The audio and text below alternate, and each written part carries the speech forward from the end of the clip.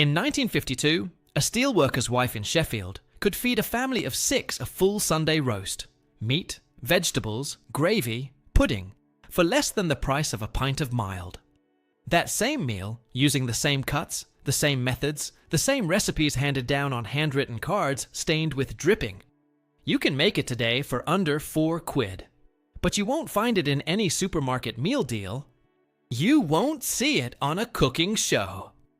Because somewhere between rationing books and ready meals, Britain forgot 15 of the most brilliant, economical Sunday dinners ever invented. I spent 3 months tracking them down. In old parish cookbooks, handwritten notebooks from charity shops, and conversations with grandmothers who still remember. And today, I'm bringing every last one of them back.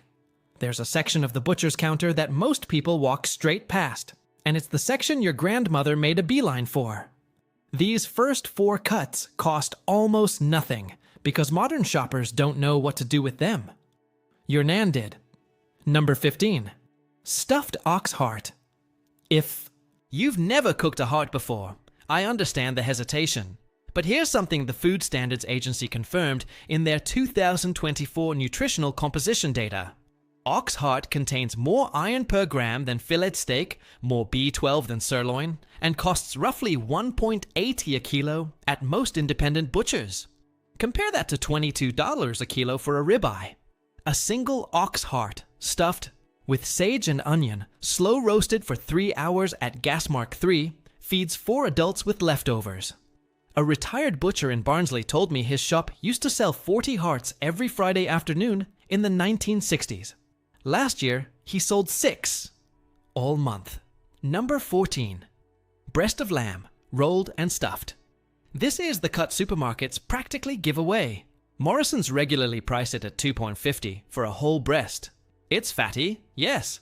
That's the point. You score the fat, season it heavily with rosemary and garlic, roll it around a stuffing made from stale bread and onions, tie it with string, and roast it hot for the first 20 minutes to crisp the outside. Then low and slow for 90 minutes. A woman named Doris in Huddersfield showed me her mother's 1948 recipe card for this exact dish. The card was so worn, you could barely read it. She'd made it over 1,000 times. The laboratory results tell the same story as the kitchen. When researchers at the University of Leeds analyzed the protein content of cheaper lamb cuts in a 2023 study, the breast of lamb matched leg of lamb gram for gram. The only difference? Leg costs 4 times as much. Number 13. Slow roasted pork belly with crackling. Now this one hasn't completely vanished. You'll find it on gastropub menus for 18 taolans a plate. But as a Sunday roast at home? Almost nobody makes it anymore. And the irony is staggering. A full slab of pork belly from Aldi costs around $3.50. That feeds 4 people generously. You dry the skin overnight in the fridge, rub it with salt, and roast it on a high heat for 30 minutes before dropping the temperature. The crackling shatters like glass. The meat underneath melts. Total preparation time: 10 minutes. A retired dinner lady from Bolton, her name was Linda, told me she served pork belly to 200 school children every other Wednesday through the 1970s and 80s. They'd scrape their plates clean, she said. Number 12. Braised oxtail. This is the cut that breaks my heart, because oxtail used to be the cheapest thing in the shop. Butchers would practically hand it to you for nothing. Now it's crept up to around $6 a kilo, because restaurants discovered it. But even at that price, 1 kilo of oxtail braised low and slow with carrots, celery, and a splash of stout produces enough rich, falling apart meat and gravy to feed a family for 2 meals. The collagen in oxtail converts to gelatin during slow cooking. That's what gives the gravy that thick, glossy, almost sticky texture you can't replicate with granules. The British Nutrition Foundation noted in their 2024 Guide to Economical Protein Sources that oxtail delivers among the highest protein per penny ratios of any cut available in UK butchers. When meat was dear and wages were thin, British cooks didn't complain. They invented. These next 4 roasts are masterclasses in making a small amount of protein feel like a feast, by surrounding it with things that cost almost nothing. Number 11. Toad in the hole as a Sunday centerpiece. Before you dismiss this, toad in the hole was Sunday dinner in working-class homes across the Midlands and the North for decades. Not the sad, flat version with 2 sausages drowning in batter. The proper version. A deep roasting tin. 8 good pork sausages. And I mean proper ones from a butcher, not the ones padded with rusk. A Yorkshire pudding batter made with dripping, poured sizzling hot, risen golden and crisp around the edges. Served with onion gravy, mashed potato, and whatever greens were cheapest that week. Total cost in 2026, using sausages from a decent butcher. Roughly $3.40 for 4 servings. A food historian at the University of Birmingham traced toad in the hole back to the 1760s and noted that its period of greatest popularity coincided exactly with periods of greatest economic hardship. That's not a coincidence. Number 10. Faggots with roast potatoes and onion gravy. Faggots have become something of a joke in modern Britain, and that's a tragedy. Traditional faggots, made from pork offal, wrapped in coal fat, baked until the outside crisps and the inside stays soft, were the centerpiece of Sunday dinner across South Wales, the West Midlands, and parts of the West Country well into the 1980s. Mr. Brains still sells them frozen for about £1.50 a pack. A grandmother in Swansea, her name was Gwyneth, told me she made faggots from scratch every Saturday evening for 40 years. The secret, she said, is the nutmeg. Everybody forgets the nutmeg. Paired with proper roast potatoes, cooked in beef dripping, and a thick onion gravy made from caramelized onions and stock, this is a Sunday roast that costs under £2.50 a head and tastes like it belongs in a different century. Because it does. Number 9. Liver and bacon with roasted root vegetables. A full pound of lamb's liver from most supermarkets costs between £1.50 and £2. Combined with a few rashers of back bacon draped over the top, roasted alongside carrots, parsnips, and potatoes from Lidl's seasonal range. The entire meal comes in under 3 a room for 4 people. The iron content alone makes this worth your attention. The NHS recommends liver as one of the richest dietary sources of vitamin A and iron, though they advise limiting intake to once a week during pregnancy. A retired GP in Newcastle told me he used to prescribe liver and onions to patients with iron deficiency anemia in the 1970s. Number 8. Pot roast shin of beef. Shin is the working muscle of the cow, which means it's tough as old boots if you cook it fast, and extraordinary if you cook it slow. A kilo of shin from a butcher runs about $7, but it feeds 6 people easily when pot roasted with stock, red wine, root vegetables, and a bay leaf for 4 hours. The connective tissue dissolves completely. You end up with meat so tender it falls apart when you look at it. Swimming. In a gravy so deep and complex, it tastes like it took professional training to make. It took patience, that's all. A meat scientist at Harper Adams University published findings in 2023 showing that collagen-rich cuts like shin actually become more nutritious during slow cooking, as the collagen breaks down into amino acids that support gut health and joint function. I need to stop here for a moment. While researching these next 7 meals, something shifted for me. I started this project thinking I was making a list of cheap dinners. Useful, practical, nothing more. But the deeper I went, the more handwritten recipe cards I read, the more grandmothers I spoke to, the more parish cookbooks I found in second-hand shops in Leeds and Cardiff and Edinburgh, the yen.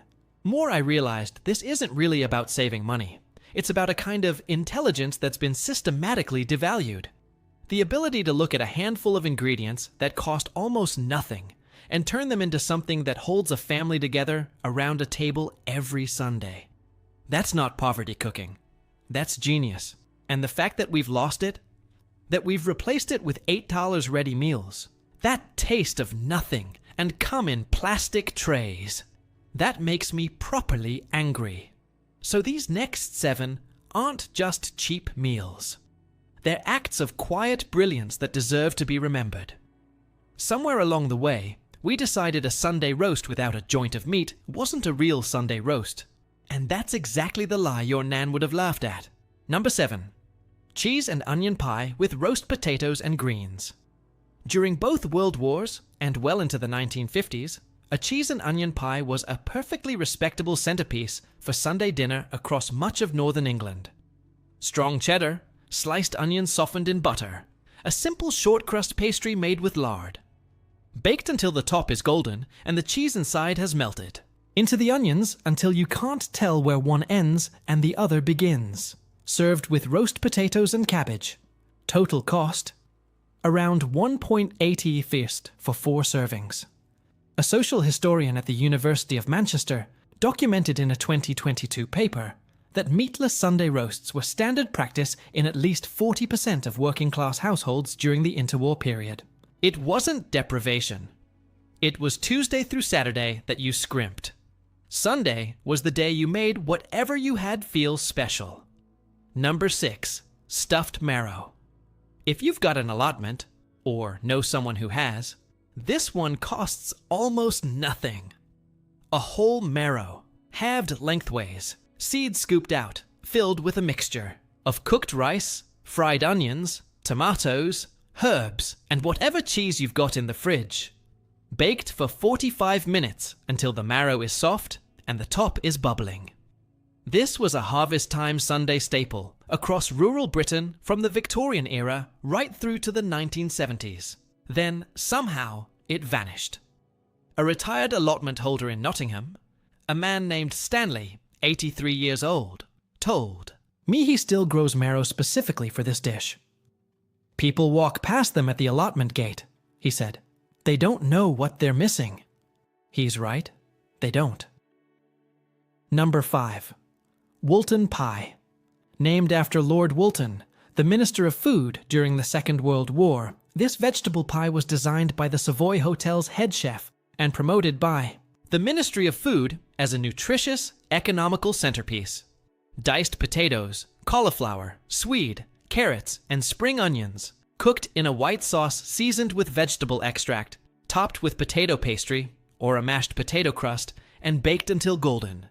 The original recipe was printed in the Times in April 1941 and distributed in leaflets to millions of households. It fed a nation during its darkest years, and it costs today roughly 1.20 for 4 generous portions. The Imperial War Museum's archives contain letters from housewives describing Woolton pie as surprisingly good and better than expected, which, given wartime expectations, is practically a standing ovation. These last 4 are the ones that genuinely stopped me in my tracks during research. Meals so clever, so satisfying, that their disappearance from British kitchens feels almost criminal. Number 4. Mock goose. No goose involved. Not even close. This is a dish built entirely from potatoes, onions, sage, and dripping, layered in a roasting tin, seasoned heavily, and baked until the top layer of potatoes crisps like a roast bird's skin, while the layers underneath turn soft and savory with the sage and onion juices. It was called mock goose because it mimicked the flavor profile of a sage and onion stuffed goose without requiring you to spend a week's wages on one.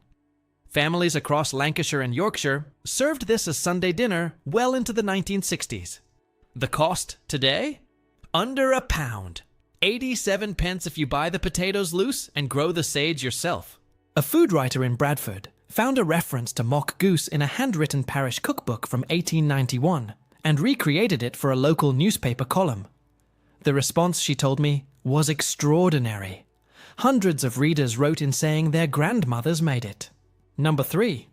Corned beef plate pie. This one's divisive and I don't care. A tin of corned beef, roughly 1.70, diced, and mixed with sliced onion and diced potato, seasoned with white pepper, and a little Worcestershire sauce, encased in short crust pastry, and baked for 40 minutes. Served with baked beans and pickled beetroot on the side. Is it elegant? No. Is it a proper Sunday dinner that fills you up, costs next to nothing, and tastes like every school dinner? And working men's club meal from the 1970s, rolled into one? Absolutely. Consumer research by which? In 2024, found that tinned corned beef remains one of the most affordable complete protein sources available in UK supermarkets, with a 300 ml tin providing roughly 80 grams of protein. A former factory worker in Stoke-on-Trent told me his family ate corned beef pie every other Sunday for 15 years. We weren't poor, he said. Number 2. Scrag and stew turned roast dinner. Scrag and, the neck of the lamb, is the cheapest lamb cut you can buy, often under thread a kilo. Most people who know it at all think of it as stew meat. But here's the method your great-grandmother knew. Slow cook the scrag end, with root vegetables, herbs, and stock until the meat falls off the bone. Strip the meat, reduce the cooking liquid into a thick gravy, then serve the pulled lamb alongside roast potatoes cooked separately and steamed greens. You've turned a stew into a roast dinner. The meat is tender, the gravy is magnificent, the potatoes are crisp. Total cost, under $300 for 4 people. A food poverty researcher at the University of Bristol published a paper in 2023 examining how working-class families historically transformed cheap stewing cuts into meals with the presentation and satisfaction of formal roast dinners. The technique, she wrote, represented a kind of culinary problem-solving that modern food culture has largely abandoned. Number 1. Bread and dripping roast with roasted onions and gravy. This is the one. The most forgotten, the most humble, and in its own quiet way, the most remarkable. After every Sunday roast, the dripping, the rendered fat from the meat, was saved in a bowl. By midweek or the following Sunday, that dripping became the foundation of an entire meal. Thick slices of bread, fried in dripping until golden and crisp on the outside, soft within. Whole onions roasted alongside until caramelized and sweet. A gravy made from the residual dripping, a scraping of Marmite, and hot water. That was dinner. It cost pennies. It tasted deeply, powerfully savory in a way that nothing wrapped in plastic ever has.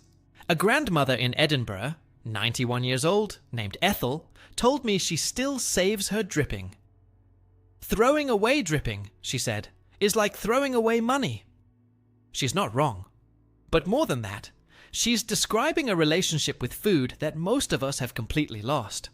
A relationship where nothing was wasted, every part of an animal was honored, and the simplest ingredients were treated with the kind of care and attention we now reserve for restaurant meals that cost £40 a head. Every single one of these 15 meals can be made today, this weekend, with ingredients from any high street. Here's how to start. If you've never bought offal before, speak to an independent butcher, not a supermarket counter, a proper butcher. Tell them you want to try ox heart or lamb's liver. They'll trim it, prepare it, and most of them will tell you exactly how to cook it. Expect to pay between £1.50 and $3 per kilo for cuts that deliver more nutrition than anything in the chilled aisle. For store cupboard staples, Aldi and Lidl consistently offer the best value on root vegetables, cooking onions, and basic baking ingredients like flour, lard, and dried sage. A full week's worth of vegetables for a family of 4 rarely exceeds $5 in either store if you're buying seasonally. For the pastry-based dishes, the corned beef pie, the cheese and onion pie, make your own short crust. It takes 8 minutes. Flour, a pinch of salt, cold lard, or butter rubbed in until it resembles breadcrumbs, a splash of cold water. That's it. A batch costs roughly 30 pence and outperforms any shop-bought pastry by a distance. And for the dripping, ask your butcher for beef fat trimmings. Many will give them to you free or charge almost nothing. Render them slowly in a low oven, strain through a sieve, and store in a jar in the fridge. You'll have cooking fat that lasts weeks and adds a depth of flavor no vegetable oil can touch. The real scandal isn't that food prices have gone up. It's that we forgot how to cook around them. For generations, British families faced the same pressure we face today. Wages that didn't quite stretch. Prices that crept up faster than paychecks. The difference is, they had knowledge. They had recipes passed down at kitchen tables. Techniques shared over garden fences. Instincts sharpened by necessity. That knowledge didn't disappear because it stopped working. It disappeared because supermarkets and ready meal companies made us believe we didn't need it anymore. That convenience was better than competence. That speed mattered more than skill. But here's what 3 months of research taught me. Those 15 meals? They're not relics. They're solutions. Every single one of them is cheaper than a supermarket ready meal, more nutritious than a frozen dinner, and, once you've made it twice, just as fast to prepare. The knowledge isn't gone. It was just waiting for someone to write it down again. So here's what I'd like you to do this week. Pick one. Just one of the 15. Buy the ingredients. Cook it on Sunday. And when you sit down to eat it, pay attention to something: the cost. Add it up, then think about what you'd normally spend. I reckon most of you will be genuinely surprised. If you found something in this list that your grandmother used to make, I want to hear about it. Drop it in the comments, the recipe, the memory, the name of the person who taught you. Let's build a collection of these forgotten meals so they can't be forgotten again. And if you know someone who's struggling with food costs right now, a neighbor, a parent, a friend who's quietly cutting back, send them this video. Not because it'll solve everything, but because knowing how to feed a family well on very little, that's power. And it's power that belongs to all of us. I've got another 60 recipes from this era already researched. If you want to see the next batch, the weeknight meals, the packed lunches, the baking, subscribe so you catch them when they go live. This kind of knowledge should be free and available to everyone who needs it. And based on the messages I've been getting, a lot of people need it.